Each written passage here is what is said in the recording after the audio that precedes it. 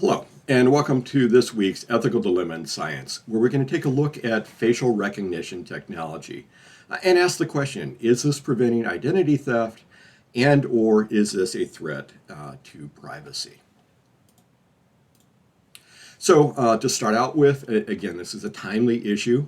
So earlier this past week, January 27th, 2022, there were a number of news accounts that came out saying that the IRS plans to scan your face to get access to some of the online resources. And so this isn't to file your taxes, but it's to get additional information about your account, maybe credits or payments that have been made, that type of thing, through their self-service module. And this goes back to an IRS notification from November 17th of last year, where they described a new online identity verification process for getting access to the tools that are available.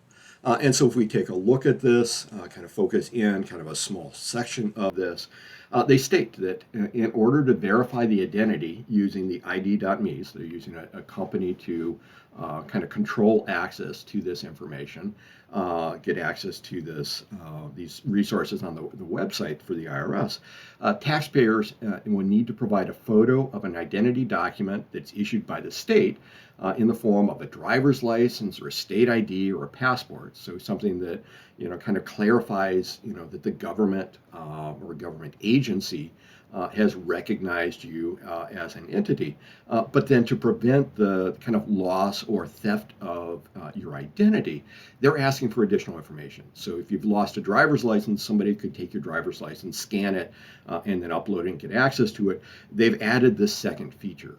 And that second feature is that in addition to that state-issued ID, you need to take a selfie with a smartphone or use a computer with a webcam to basically kind of show that it's you, that you match up with that person on that state-issued ID. And then once your identity has been verified, so kind of matching up the selfie that you uploaded along with your state-issued ID, then you can access securely, hopefully, these IRS online resources. And so, in this case, a week and a half ago, lots of concern about this.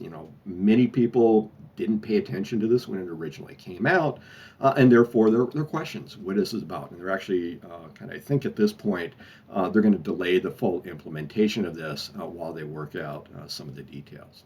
So what is it that's involved with this facial recognition technology? Basically, it's using an aspect of what are referred to as biometrics. A biometric is something that's unique about you, something as a unique characteristic that is identifiable to you. And so biometrics have been used for 100 years. Originally used with the fingerprints in criminal justice investigations. And so we've got a fingerprint over here on this slide, just taking a look at it. The pattern on your fingerprints, this pattern of whorls and curls and arches and all of these different things, should be unique to you. And it's used, as I said, in the criminal justice system. But now you can go onto Amazon. I did this. I looked at this earlier this week. This is a device. It's a USB kind of fingerprint reader. You plug this into your computer and install the security software, and you can, hopefully, if everything is working properly, ensure that nobody's able to log into your computer, because they can't do it with a password. They have to do it with your fingerprint. Other examples of this that were more science fiction until very, very recently were to take a look at either the retina or your iris. Again, unique patterns that are going to be unique to you. Within the retina, there are going to be blood vessels that your eye doctor is going to take a look at, looking at the health of the eye. But then these scanners can take a look at it and kind of map the pattern of these blood vessels within the back of your eye and use that much like a fingerprint over here. The iris does basically the same thing. And so, in a movie, you see people kind of looking forward into the camera. It takes a picture of their eye and it kind of matches it up to a database. And then another extent of that, another biometric, could be your actual DNA. And we'll look at a couple of examples of this throughout the course, in which DNA fingerprinting, or kind of the DNA testing, the Ancestry&Me or 23andMe, I think it's Ancestry or 23andMe, will provide you with information about who you're related to, where your ancestors came from, based on that pattern of your biometrics, based on that pattern of your DNA. And that's kind of represented down here with a series of DNA that can be analyzed by a scientist or by a computer program that's been programmed to do that. So what is it with facial recognition technology? And that's technology that many of us have used. I've got my cell phone right here, and if I take a look at it, if I kind of scan it, hopefully it'll look up. Maybe it opens. Maybe not. Okay, yeah, it opens up. So you can see my text messages, but you look into it, and as opposed to me typing in my passcode or my previous version of the iPhone, I put my thumb on it and it read my fingerprint. This now uses facial recognition technology, so it uses my face to open up my phone. So what does it do? The initial thing in facial recognition technology is it detects faces. And that's technology that if you take a look at the camera on your phone, or in many cases the cameras that are available to you now, they will kind of look at the scene that you're aiming at, and it'll look for faces with the intent of focusing on the face, with the idea that if you're going to be taking a picture with people in it, you probably want the people in focus. So that's a technology that's been around for a while. The next thing, this facial recognition technology analysis, is that new process that allows us to look at our phone and have our phone open up. What happens is they're going to look at a series of locations on your face, the tip of your nose, locations of your eyes, kind of either side of your nose, kind of the mouth, kind of look for these almost like landmarks that are going to be found within your face. And they're going to put little dots on them, and they're going to put little lines connecting the dots, and they're going to come up with this pattern that basically converts your, kind of physical face, the way your face appears, into this series of dots and lines, converted it into kind of a digital kind of data set that represents, kind of the equivalent of your face print, represents kind of the uniqueness of your face, and then uses that to determine a match. And so, if you're on social media, Facebook did this for a long period of time. They suspended it relatively recently. It would, if you were to upload a picture to Facebook, it will go through and do the face detection and then do that face analysis and say, hey, it looks like you've uploaded a picture which includes these other people on Facebook. Would you like to tag them in that? And that's, it's nice if you're, active in social media and you want to include all the different people in your pictures and link to them and have them see the picture and be able to respond to it and interact with you. That's an advantage. But what about, you're in the background of a picture and you really don't want to be tagged in this. With that technology, do you have a way out of it? Do you have an ability to control what your face and what your identification is being used for? So if we put this into a little bit broader perspective, and this is a Zogby poll that came out in early 2022, so came out within the last couple of weeks, asking people how they feel about facial recognition technology. And I've seen various versions of this survey. They've reported it out by state in the locations that they did this. I'm showing you the results for California. I saw the results for Massachusetts and other states. Basically about the same pattern. About 3 out of 4 people see facial recognition technology as being beneficial. But they have a caveat on it. They have, kind of limitations on what it should be. It can be used for things like unlocking your phone, like I was doing right here with with my phone, with my example. But they said in general they were favorable for the use of this to find missing persons, to identify missing people or identify individuals that you're not sure who they are, to generate leads in criminal investigations, as well as security issues like getting access to controlled regions of buildings or controlled rooms within that. So at least in general, people are favorable to the concept of using a face print, using kind of a digitized version of your face to get access as opposed to using a password. And so if we take a look at this, again, different news articles that have come out over the last couple of years. In India, they use this. They were able to find 3,000 missing children in just 4 days using this facial recognition technology. And that's nice. That, if you're looking for a missing child and you're able to find them relatively quickly, that's great. They used facial recognition technology that basically kind of aged the picture and was able to identify somebody 32 years after a kidnapping. So in this case in China, an individual that was kidnapped as a toddler was reintroduced to his family as a result of this facial recognition technology. And then more recently, a group got access to a number of videos that were on the Parler social media site associated with the Capitol riots of January 6, 2021. Took them, captured the pictures, and then took those pictures, published them, and then used the same facial recognition technology in an effort to go through and identify the people that were being involved. So we've got examples of using this to both identify missing persons as well as assistance in criminal investigations, these criminal justice investigations. So it sounds good, but there's a problem. There are several problems, and we're going to look at just one of these problems right now. And so I've got 2 articles coming out of MIT where there's a very active group looking at the facial recognition technology.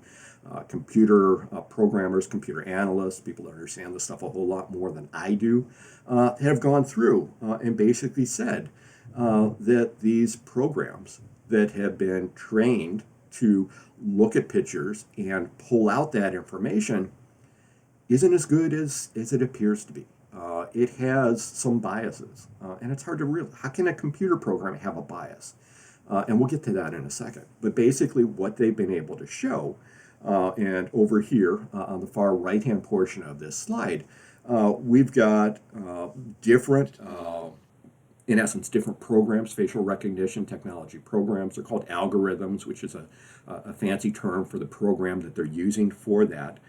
They were calibrated against white males, so we've got females on the left portion of this drawing, males on the right portion of this, different ethnicities, so white are in purple, indigenous Americans, American Indians in the darker blue, black in green, and then Asian in this kind of pinkish color.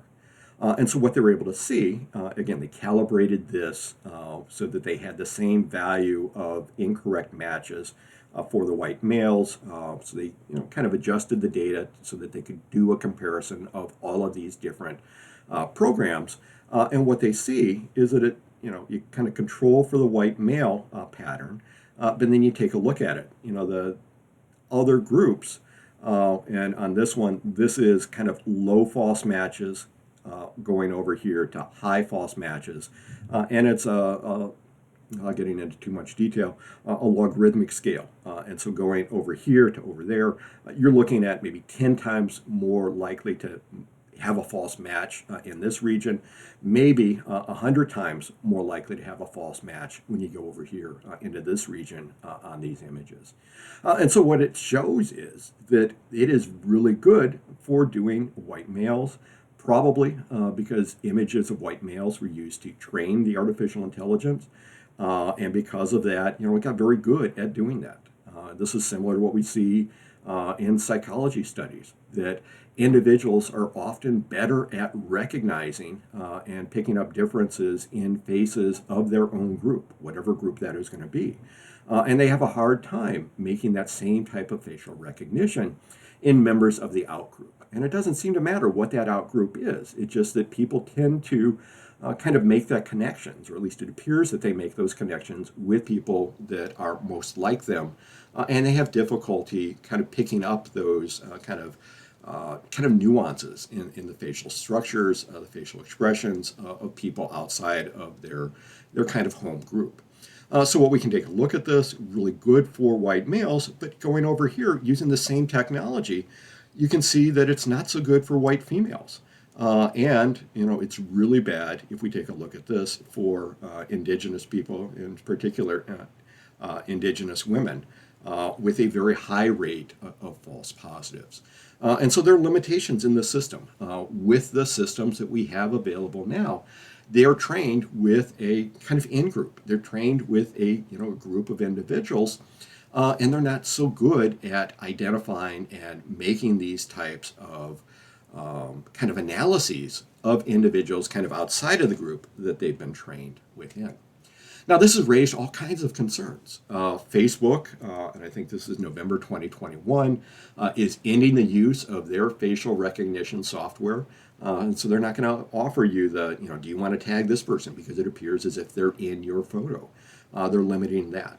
We're seeing individual states and municipalities, cities and regions around the country, around the world, that are putting in some type of limitation or ban on the use of facial recognition technologies. And so we're seeing, not a whole lot now at this point, but 5 to 10 a year of either cities or states have put limitations or bans on the use of facial recognition technology, primarily within the criminal justice system.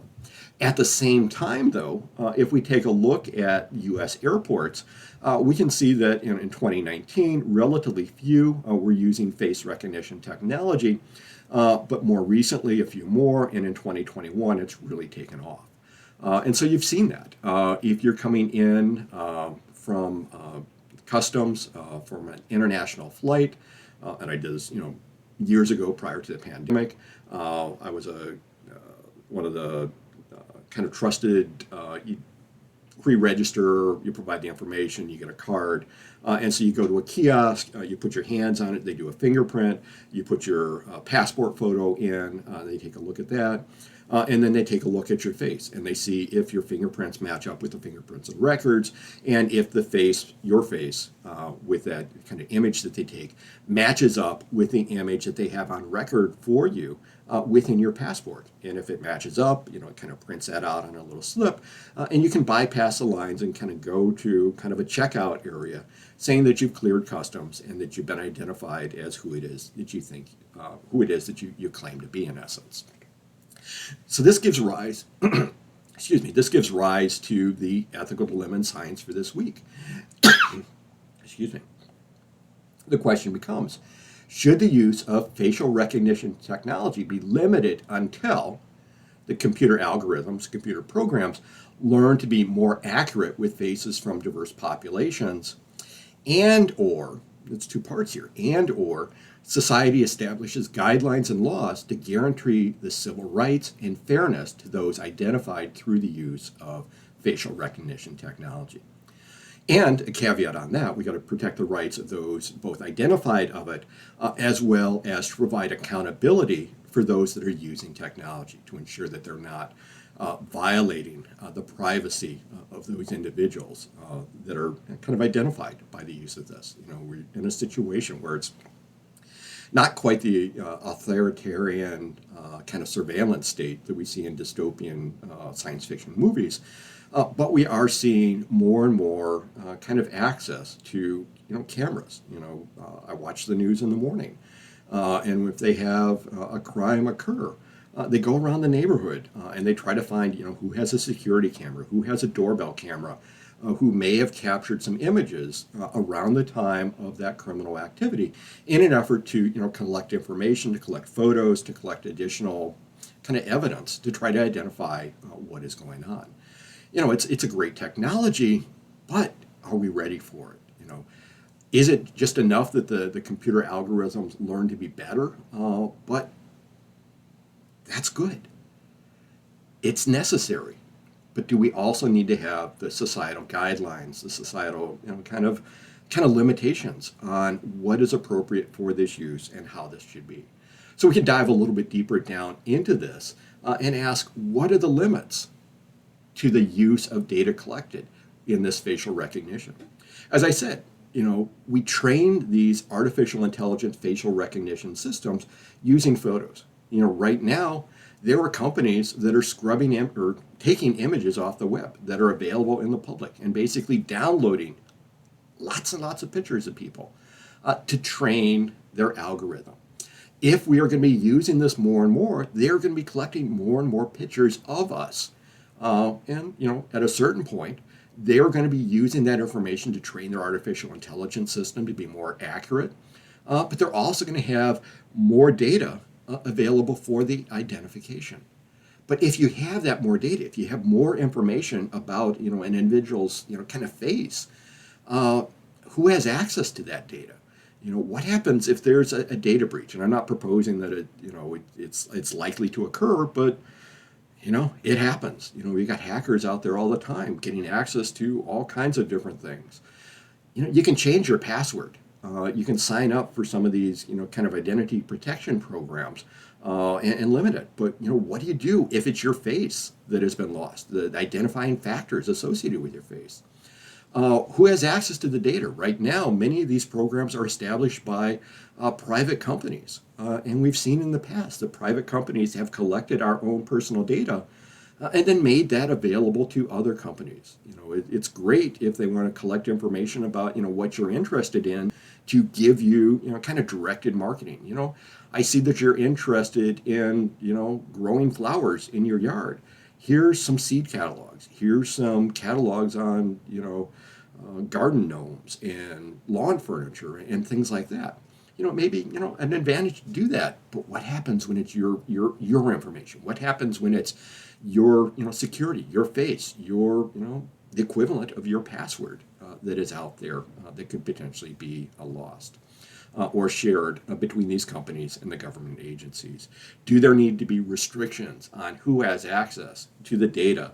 In essence, the faces and the digitized versions of these faces that are collected through this facial recognition technology. And it looks like I'm going a little bit long, so I'm going to end here quickly.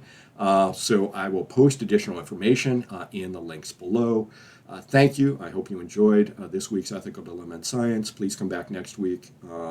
Again, I've got a couple planned, but depending upon what happens in the news, I may bump those back so we can stay kind of with the current events with these strategies. So thank you, and have a great week.